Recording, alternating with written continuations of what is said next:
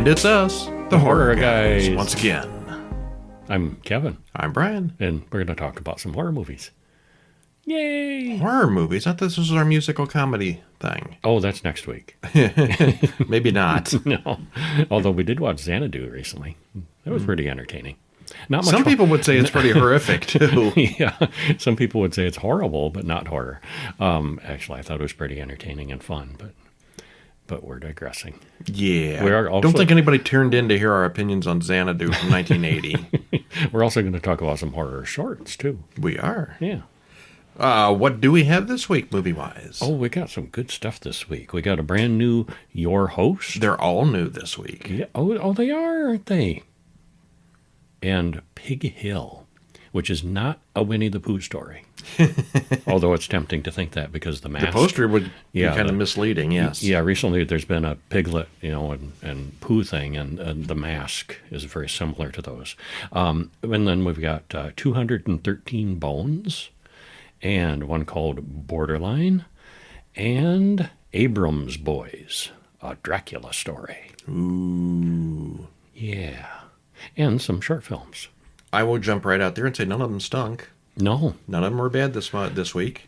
And A couple of them are very good. I have a favorite of the week, too. Two favorites, but one especially. There's three of them I thought were pretty standout. Yeah, but they were all worth watching. Yeah, they are. Well, as usual, the show is brought to you by Us. HorrorMonthly.com, where you can pick up our monthly magazine full of reviews and commentary and rankings and all the good stuff. Nice. HorrorMonthly.com. We are up to issue number 47 as we record this. 48 will be out before next week. I want to pick out the new one. It's got all this stuff that we're talking about today in it. Okay.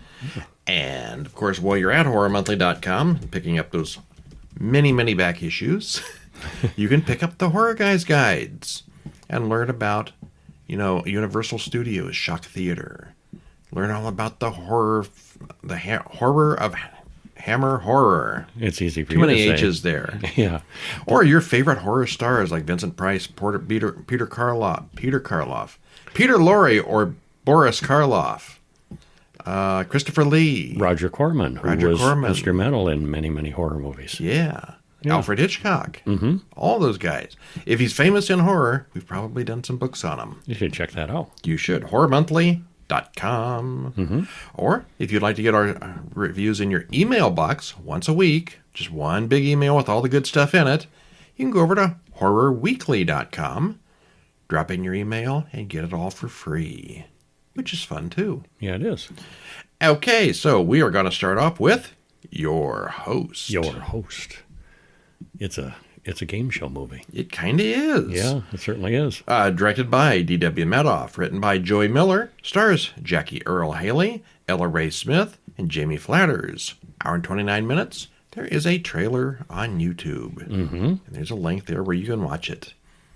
Spoiler free, you're going to think right off the bat with that opening scene, this reminds me of Saw. And throughout a little bit. Oh, it definitely is. it Got echoes of influenced Saw. by that, yeah. But it leans into the game show aspect enough to be a different thing and completely interesting. Jackie Earle Haley is excellent as the host, and the rest of the cast does a nice job as well. The effects are realistic, and there's a story that explains things nicely. We didn't expect much from the trailer. It looked very much like another Saw ripoff. But it was much better than we expected. It was, and we both liked it a lot. Yeah, we did. All right. Well, Yeah. And I think, I'm going to credit a lot of that to Jackie Earle Early? No, that's Just misspelled. Earle. That's Jackie misspelled Earle earlier. Haley. Yeah, Jackie no, it's spelled Earle- with an E. Jackie. Oh, yes, but not a Y. Jackie Earle Haley. Yeah. Okay, I didn't see where Anyway, you spelled it. Okay. Impressive having him in the cast. Yeah. I know that, the remake of Nightmare on Elm Street, we didn't care much for, No. but I don't know if that was his fault. I don't think he was acting in it. He didn't make the movie. Yeah. But Yeah, he's been in lots of good stuff. He was really outstanding in this, I thought. Yeah. Yeah. Okay, well, without spoiling it, what happens in the beginning at least? Give us an intro. Jake is announced as the final winner. Yay! Yay! In what appears to be a very bloody, terrifying game. Oh. Yeah, and he ends up winning a shotgun blast. That didn't sound fair. And credits roll. That game was rigged. So your winners aren't necessarily winners. Not necessarily, yeah. Well, then we cut to 4 young people who are visiting a summer house in the country. Well, we know how that's going to go already. Yeah, we do. There's Matthew, Melissa, James, and Anita who are beginning their weekend of partying. It's Anita's birthday.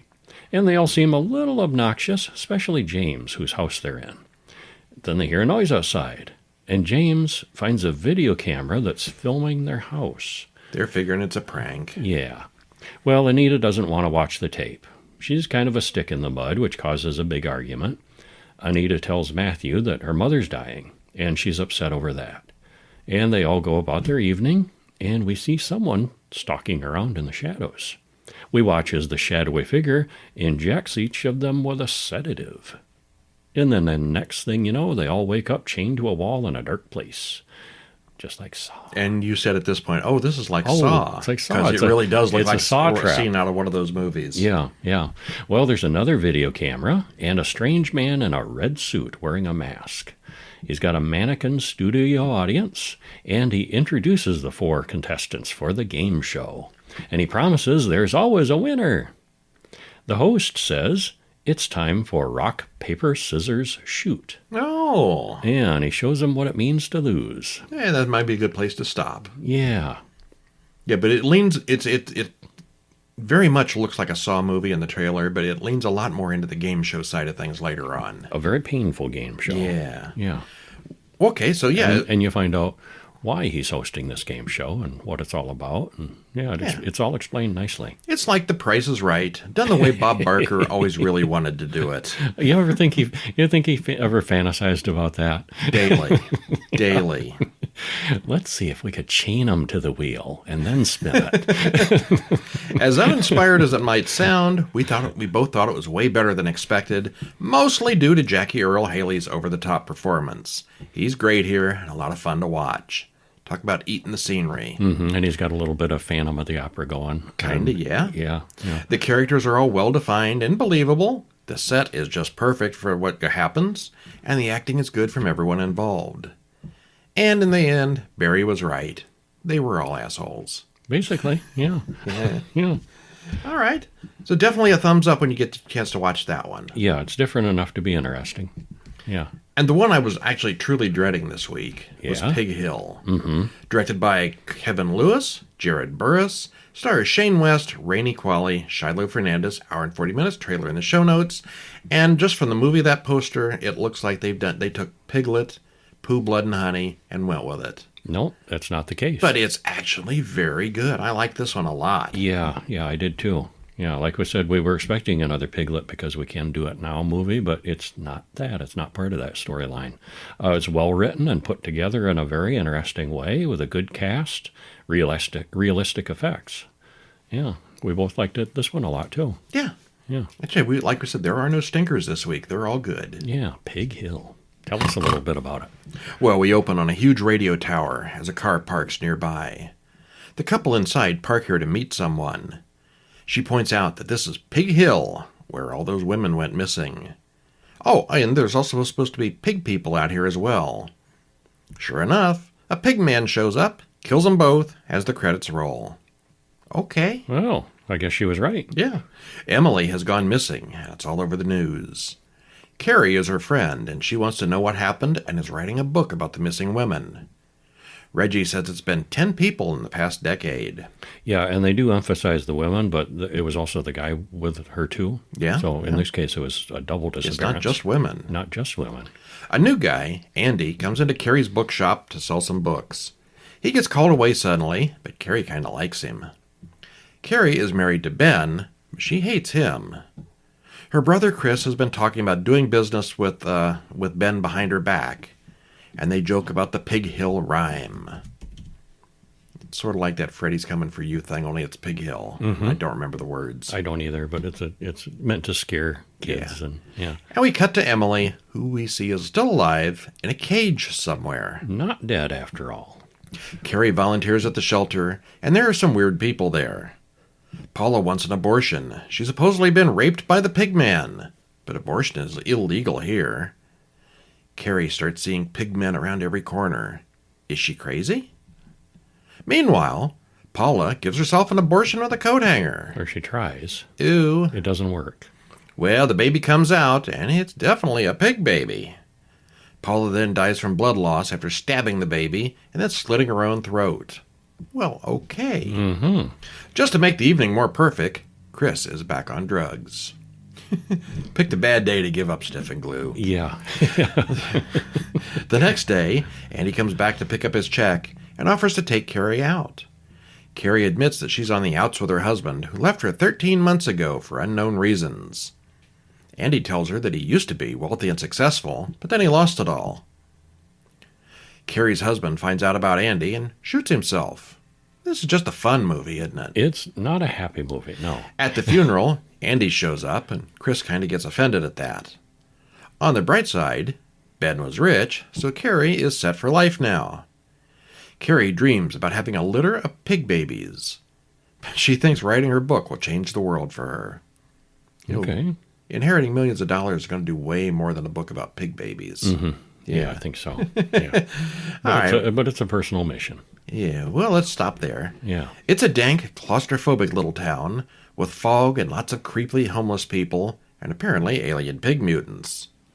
On Pig Hill. At one point, we get a view of the city, and it looks like a fairly big town, but it gives a very small town, Twin Peaksy vibe. Yeah, it does. Yeah. It's well acted, filmed, and edited in an interesting way. It's very weird and mysterious as we learn about what's really going on. It's a little hard not to compare this to 2025's Piglet, but other than the look of the main villain, there's no real connection. And this is far better than the other one. Yes, it was. Yeah. Piglet, we didn't care for too much. Yeah. It was one kind of dumb. This is good. Yeah. It's much more interesting story than the trailers would have you believe, and we liked this one a lot. Yeah. Nice mix of supernatural and cryptids and bad people. Yeah, liked it. And it does, I'm trying to remember back, I think it all makes sense in the end, doesn't it? Yeah. Okay. It did. Yeah. 213 bones. Sounds like my last trip to KFC. Which is about how many people have in their body. Oh, Yes, okay. coincidentally. Directed by Jeffrey Prim, written by Dominic Arcelin and Jeffrey Prim, stars Colin Egglesfield, Luna Fujimoto, Hunter Nance. Hour and 25 minutes. Trailer in the same old place.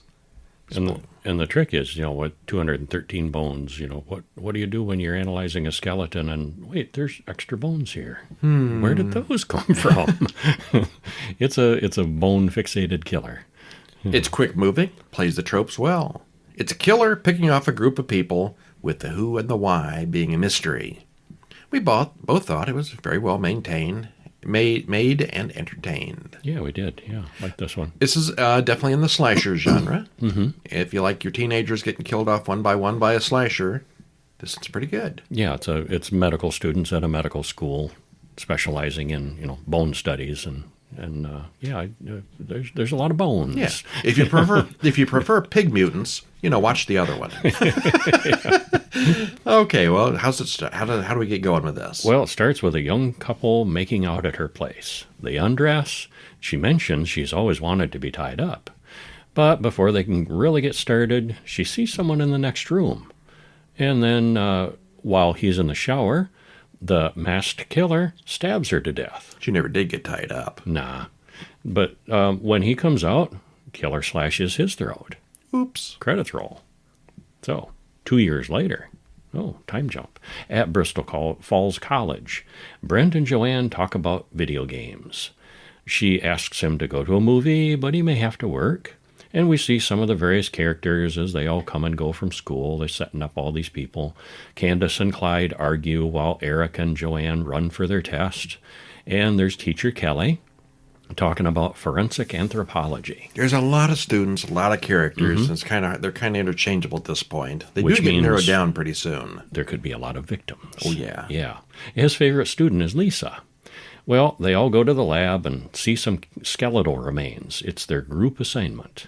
They need to photograph and investigate the bones. It's a big pile of human remains that they're pretending that we just found these, and put them together and find the cause of death. And I think they're plastic. I don't think this is a real skeleton, because later on they find real bones. They find some real bones in it, and bones that don't belong. And well, they all screw around, and we can see who does and does not take it seriously. Yep, it's a group project. Yeah.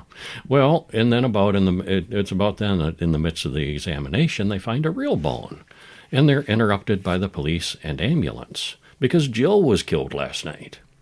The detective explains how many times Jill was stabbed. And Lori is the coroner. She talks to the class about seeing anything last night. Lisa was the last to see Jill, but she didn't see anything weird. In reality, she saw Clyde outside the library last night. Clyde is the pothead troublemaker of the class. He's a problem. And Candace thinks Clyde might be the killer, but he takes offense at that, of course. I'm not a killer. Yeah. Well, Lisa and Brent bond in the parking lot. Clyde sits in his car, but he's not moving. He's suspiciously not moving, but we didn't see anything happen. Yeah. Brent finds finger bones next to his own car when he leaves. And that night, the masked killer stabs Eric and Joanna. All right, and there's a mass killer killing medical students. And leaving bones behind, yes. as to tease them with. Not the victim's bones. Bones. Just bones. Yeah, where's these bones coming from? How'd this bone get in my pocket? Who put that in my pocket? Yeah, find a bone in your pocket. Yeah. Yeah, it's very good. A lot of characters, but they're all distinctive, and most die off pretty quickly, so you don't have to get to know all of them. Yeah. The acting is decent all around. We're never quite sure why the killer is doing what he's doing, or who he is, until the end. All is explained. It's got all the usual slasher and kill the teen elements, but it is very well done, and has a few unique elements thrown in as well. I don't generally like the slashers, but this was enough. It was fresh and this interesting. was entertaining. I like this. Yeah, it has some freshness to it, some interesting elements. Definitely a good one. Borderline is up next. Written and directed by Jimmy Warden. Stars Samara Weaving, Ray Nicholson, and Eric Dane. Hour 34 minutes. Trailer in the show notes. And you may recognize the last name Weaving from a relative of Hugo Weaving. Oh, she's been in lots of things. Yeah, and Ray Nicholson is Jack Nicholson's son. I haven't seen him before, but he's been in things too. Mm-hmm. Yeah. She's done a lot of horror stuff. I don't think I've seen a horror movie with Ray Nicholson he has before. done as much stuff, but yeah, this was good. And I will say it's a sort of a horror-y comedy. Yeah, it's got plenty of dark humor, but it's mostly taken fairly seriously with a body count. Ray Nicholson really makes the movie with his portrayal of crazy. The whole thing is put together very well. We both liked it a lot. Yeah. Yeah. Just like we said with Your Host, with Jackie Earle Haley making the movie. Mm-hmm. Yeah, Ray Nicholson makes this one. Yeah. He really stands out. Yeah. All the rest everybody in it is good, but he's especially holding it together. Yeah. Well, we see that Paul and Sophia are getting married. And he says, no, wait a minute, that's the ending. We have to zip back to the beginning as he tells us how this all happened. Yeah, he's got a voiceover thing going. Yeah. He says, I normally don't skip to the endings, but, so. He likes this ending. Yeah. Well, we see that it's 1990-something, and Sophia is a famous pop star with her face plastered everywhere. Basically, she's Madonna. Because this is based on a true story. Loosely based. Very loosely. There wasn't as much. Not as much carnage. I don't think there was any carnage involved. But Madonna had a stalker, and also who was the guy she was dating for a while? Dennis Rodman. Yeah. There's a character who's very clearly Dennis Rodman. Very supposed to be Dennis Rodman, and yeah. But the real story didn't have carnage. Okay, well, this one does. Yes. Paul comes to her door. He wants to propose to Sophia, but Belle, the head of her security team, warns him to leave. Yes, Paul is a celebrity stalker, and this has happened before. So much so that he knows the security man's name and personal details. They go through a whole routine where Belle pretends to be Sophia, and Ray proposes to him. This ends up with Belle getting stabbed. Paul lets himself into the house and helps himself to Sophia's facilities. 6 months later, Sophia is dating Rhodes, a famous basketball player. He has her confused with Madonna and Cyndi Lauper. So even though the story is based on Madonna, Madonna exists in this universe. They throw that in there, yeah. Belle shows up. Turns out that he's Sophia's father. Paul goes home to his adopted daughter and says he's ready to return to work. She says, He called again. We cut to someone new, J.H., who seems to be running errands for Paul. He's a big old burly-looking guy. Mm-hmm. You don't want to get in a fight with him. Right. We hear about a mental patient who has escaped from the asylum. Paul and another prisoner, Penny, killed 2 people on the way out. So it's not all fun and games with Paul. When Sophia gets home, Belle tells her about the escape, and Rhodes talks to Paul about his injuries a while back. He's got better after being stabbed. Rhodes finds out he's just another conquest on Sophia's sex list and takes it personally. She's been using him for publicity reasons. Yeah, she's literally got a list where she has crossed out the ones. I saw Antonio Banderas on the list. Was there anybody else that you picked up? There was, but I don't recall. Okay. Yeah. Outside, the new security guard finds a big crate in the driveway, and suddenly the lights go out. Penny then makes short work of the guard. She beats him to death with his own microwave oven. Oh, my. Yeah. Well, okay, the crazies are coming into Sophia's house, and we know the good guys. We get to know the bad guys, and it gets a little crazy. A little bit. A little bit. Yeah. Well, the trailer made it out to be a lot more of a comedy than it was. I'd say the first 2/3 wasn't particularly funny at all. They did get into the comedy quite a bit toward the end. More so, yeah. Yeah. Yeah, it's more serious than not until the end. Paul is a funny maniac, but he is a maniac, and the film's got a decent body count. As we said, it's roughly based on a true story that involved Madonna in the 90s, and there's lots of nods to that. Even the name of the movie. Borderline. Borderline, yes, it is. I can't remember the words to this song. Okay. Ray Nicholson is Jack Nicholson's son, and the resemblance between them is pretty amazing and obvious. I saw him on the trailer, and I'm like, he's related to Jack Nicholson. You can the same smile. Yeah, you can recognize him. Yeah. And he plays crazy quite well. Mm-hmm. Sam Earl Weaving is fine here, although Ray is the one who really steals the show. Yeah, it was fun. Mm-hmm. Yeah, it was. And make sure you watch through the credits too. Oh yes, yeah. Because there's just a focus on Paul. And as he rides back to jail at the Ray end. Nicholson sitting there just having a moment all by himself. It's sad and funny. Yeah, it was a good one. Next up, we have Abraham's Boys, a Dracula story.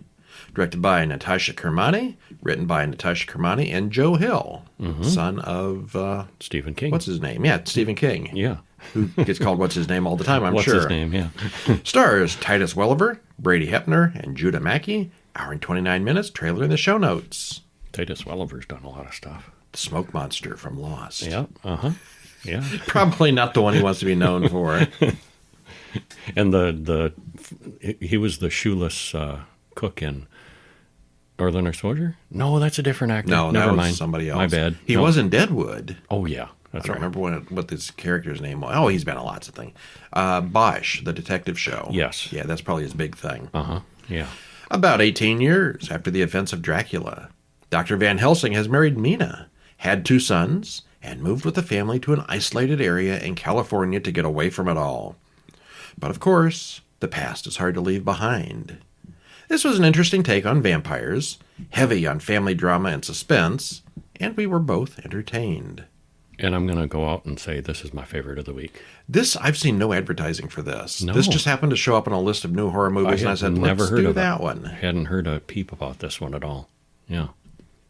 Well, to give you a little taste, we open in California. It's 1915. Like we said, 18 years after the death of Count Dracula. They tell us this at the beginning. Yeah. Yeah.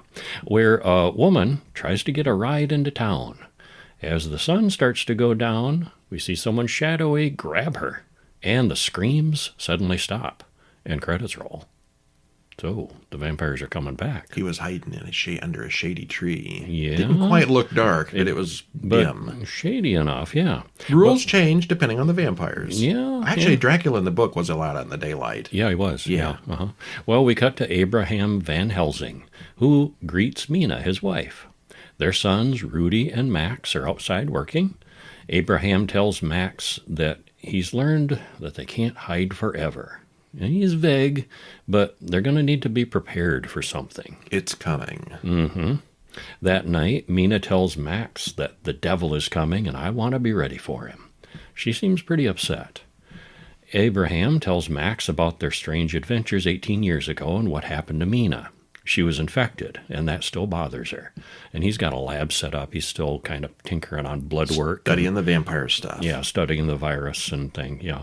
Well, they fled to California to build their family, and now the threat seems to have followed them here. There's a new railroad coming through the area, and before that they were very isolated and alone. Yeah. Now the civilization is coming to their doorstep. Yeah, and if there are vampires in the area, they might be drawn to Mina because they are all connected. And she's still kind of got it lingering in her blood.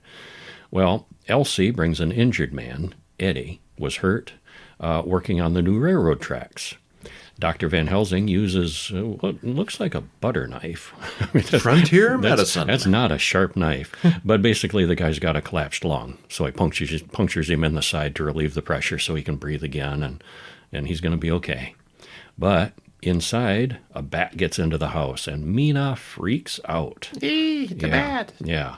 Well, Rudy asks Max if he believes in Father's creatures. They both kind of doubt the existence of vampires, but Rudy has heard crying and scratching in the night. Oh. Will they believe by the end? Yeah. I suspect they're going to know the truth. Uh-huh.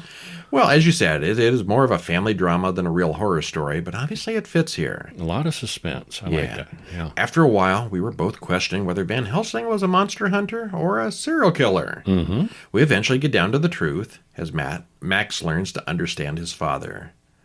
It's an interesting take on the vampire story.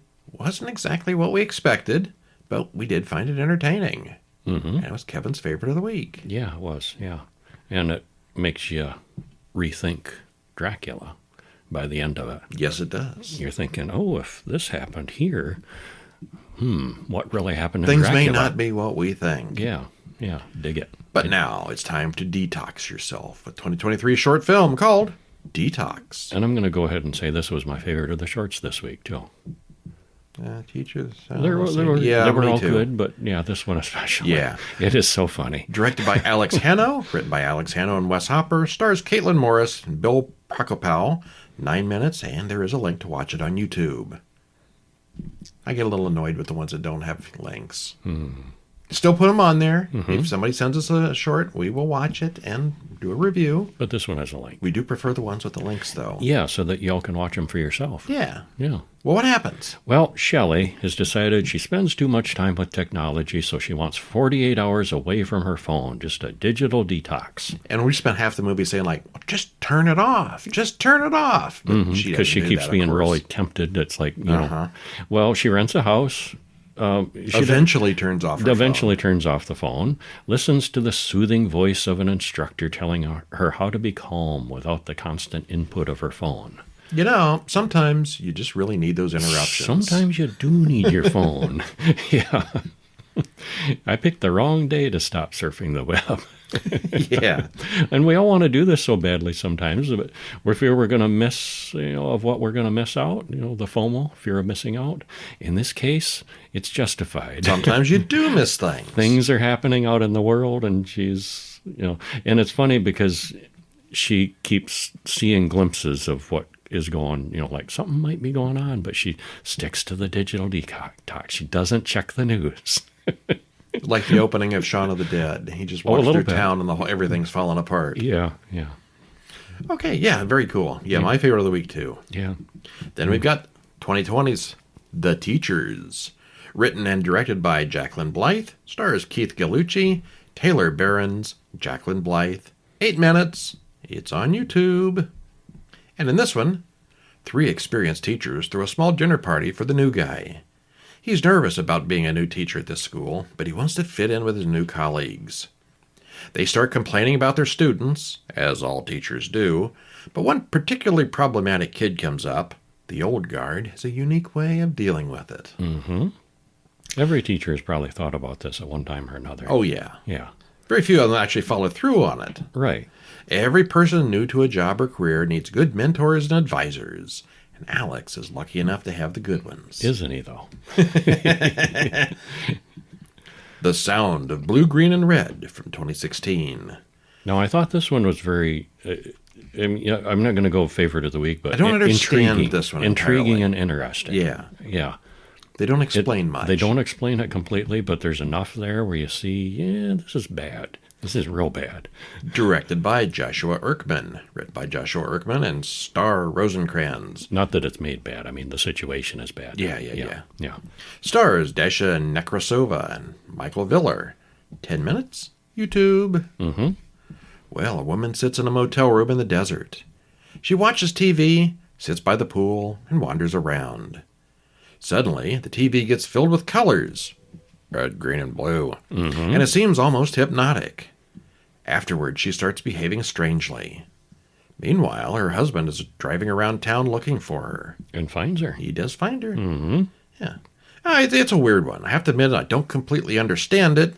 It looks great. The sound is excellent. I was left wanting more. Yeah, that's kind of how I felt at the end. Yeah, very excellently done. But then what happens? And then what? Yeah. Are you hungry? Are you ready for La Cena? La Cena. The Dinner from 2016. Directed by Kareem Shaker. Written by Kareem Shaker and Pablo Schulman. Stars Fancy Labana, Sylvia Segovia, and Jordi Estupina. 10 minutes, 13 seconds. Makes it the long one this week. And it is also on YouTube with subtitles. Mm-hmm. What happens? Well, there's a young couple goes to have dinner with another couple, and they're discussing possibly adopting their child. The child's mother, on the other hand, has different ideas, and things may not be quite as they seem. Yeah, from the title of the movie, I was figuring it was going to get to the end and they were eating the kid. Ooh, that'd be gruesome. But that's not what happens. Not at all. That's not what happens. The situation is awkward and uncomfortable. You'd know you'd want to get out there after the encounter with the mother, but they wanted the child badly enough to stick around. Sometimes getting what you want isn't all it's cracked up to be. Sometimes. Yeah, this is one worth checking out, too. All four of them are worth checking out. Yeah, they're all good this time. Yeah.